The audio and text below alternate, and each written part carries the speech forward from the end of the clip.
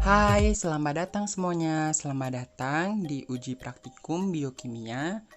Dan pada kesempatan kali ini, saya Heru Setiawan akan menjelaskan tentang uji praktikum asam amino dan protein.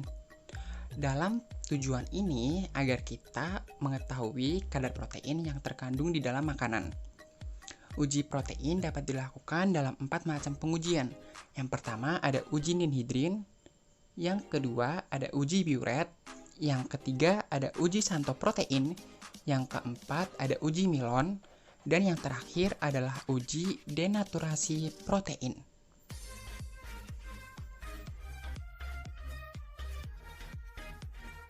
Oleh sebab itu, kita akan melakukan 2 uji saja ya teman-teman. Yang pertama ada uji ninhidrin.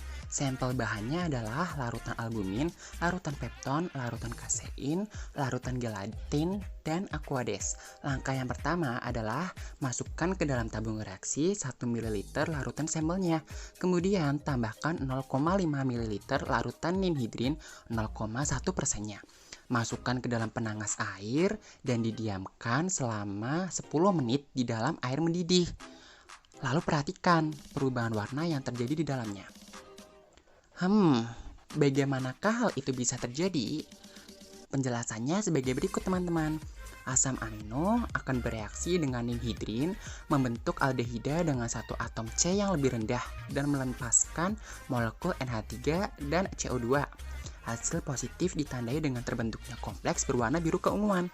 Hal ini disebabkan oleh molekul ninhidrin dan hidrin dan tin yang bereaksi dengan NH3 setelah asam amino tersebut dioksidasi.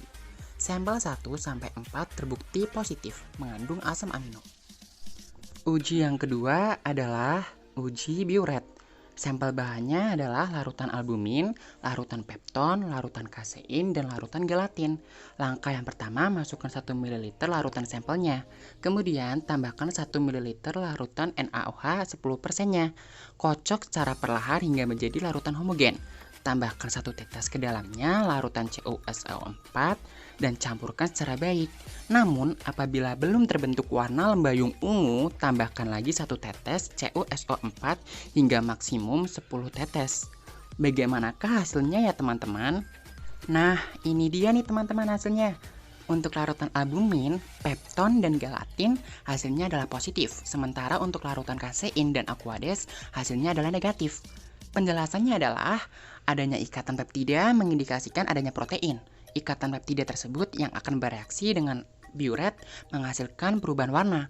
Perubahan warnanya itu ditandai dengan munculnya warna ungu atau merah muda akibat dari persenyawaan antara Cu+ dari biuretnya dengan NH dari ikatan peptida dan O dari airnya.